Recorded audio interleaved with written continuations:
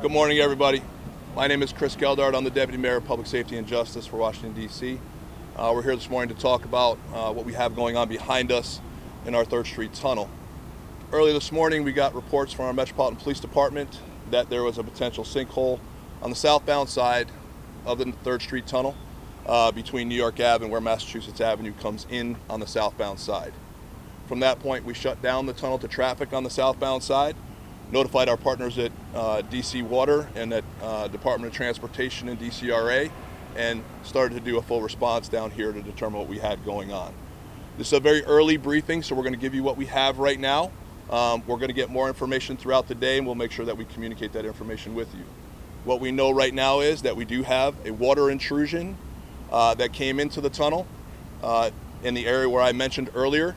DC Water has been doing their work to try to find out where that is. I'm going to let them talk about what they've done here in a second. Our DDOT structural engineers have been inside the tunnel and been doing some initial assessments of the tunnel for structural integrity. What we have right now, we're still assessing. So we don't have any real information on where we are with that, but suffice it to say, we're still continuing to look.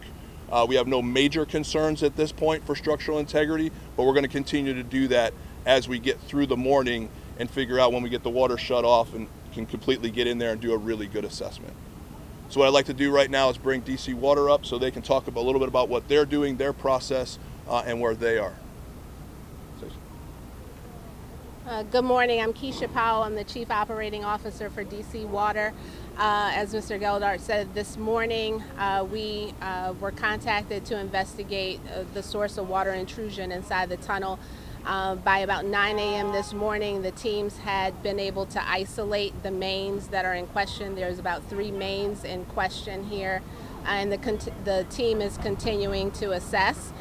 Though they were able to isolate the general area and source, and the intrusion slowed down, it did not stop completely. So the team has reassessed the boundary of the shutoff and is continuing to isolate to determine the exact source of the intrusion.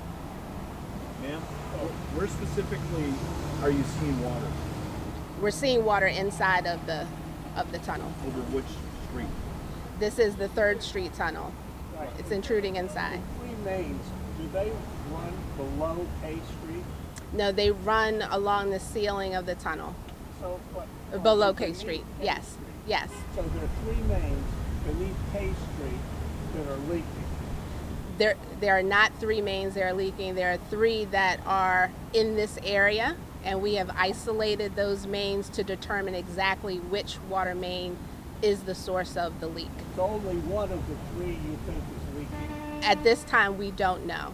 How big are the 3 mains? We have 2 8-inch mains, and we also have a 30-inch water main that runs in this area as well. And how many people are without water right now?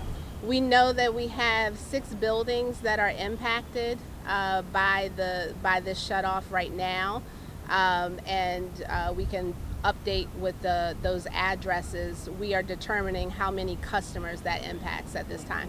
So when you say buildings, we're talking about some of these big apartment buildings, right? Correct. So it could be hundreds of people without water right now? That is right. We're trying to estimate the number of customers that are impacted. And how long do you think it'll be before you can open this tunnel and get water to those customers? We're continuing to investigate the exact source of the intrusion. From that point, we will make a determination in working with DDOT, and that we'll leave that to them as they continue to assess with us what the impacts are to the structure. Have you made plans to provide water to customers who don't have water? Yes, we are working to stage water. We're working with HSEMA to stage water in this area for any customers that may need it. Customers should call our command center should they need, our emergency command center should they need water. And when you say a building's impacted, does that mean no water, little water? It means either no water or low water pressure. Okay, folks, again, we are early in this process, as you hear. We do have folks both from the city and from DC Water, our HSEMA and DC Water going into the buildings, making sure we're doing what we can for the folks. On the fire suppression side, we have taken a look at that already as well. Our fire department is very well aware of the buildings that may have some low water pressure or no water pressure. They're ready to do what they need to do for those areas. Again, we're early in this process. We'll get back with you all as we know more. Thank you very much.